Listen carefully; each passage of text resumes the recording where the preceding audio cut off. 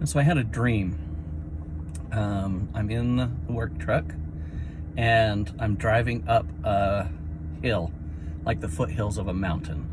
And in the dream, it was Ogden, Mount Ogden, or whatever.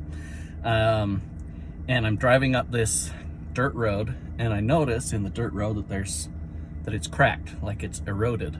And in the crack is a lava flow, like an orange flow of a liquid, and it kind of spits up at me, and it covers my work shirt, or doesn't cover, but it sprays my work shirt with ends up just being like black tar that I can't get off.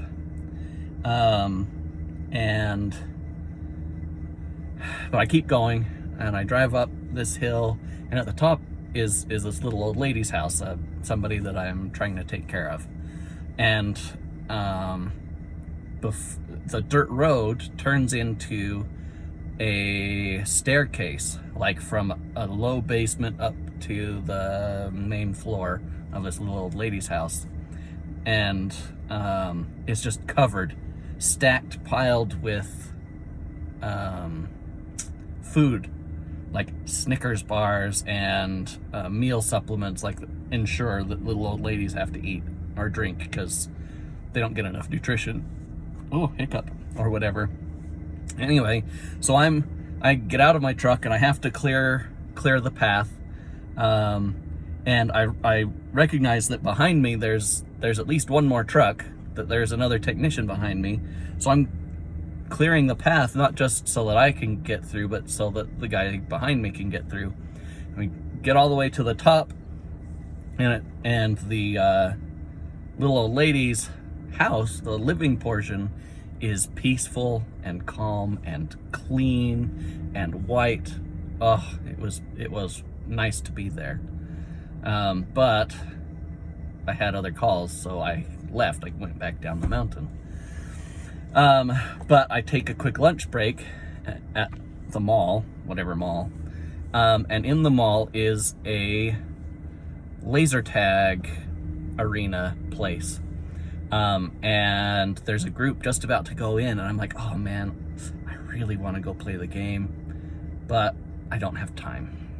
And then I notice that Dan and Tom are on the outside of the arena area, just fascinated, looking at the numbers, like the scoreboard. They can't actually see the game, and they're not playing the game, but they're looking at all the names and watching the numbers. Really subtle symbolism there. But anyway, and I'm like, yeah, I'm done. Let's go to my next call. So then I'm standing outside my truck, using my iPad to, do the iPad thing, make sure the forms are filled and get ready for the next call. And I hear something, and I look up at the mountain, and it's erupting. There's gouts of orange lava. I think, oh, cool. And I take out my phone and I start taking a picture, and I'm like, oh, well, I wish I could take a video, but I could just get a picture. And then in my dream, I have a voice in my head that says, you got to get out of here. I'm like, oh, okay. So I jump in the truck and I close the door and I turn it on just in time, because the lava / tar, whatever, is sweeping the whole landscape.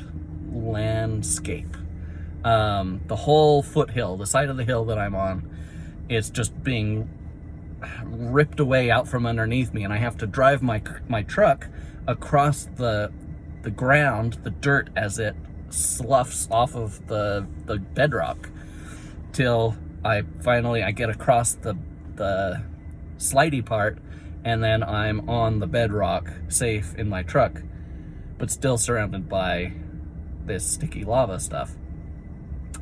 And so now I didn't have time to share my pictures or to warn Dan and Tom, who knows what's going to happen down the hill, while this thing is erupting. So I'm like, well, I got to get down there.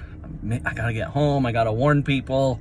And so I start driving down on the bedrock, and then it turns out that the lava flow has just kind of filled the whole area between me on the bedrock of the mountain and then there's the lake or river of lava, and then on the other side is the rest of the valley. And I say, well, I've got to go across in order to make sure that the people I care about are safe.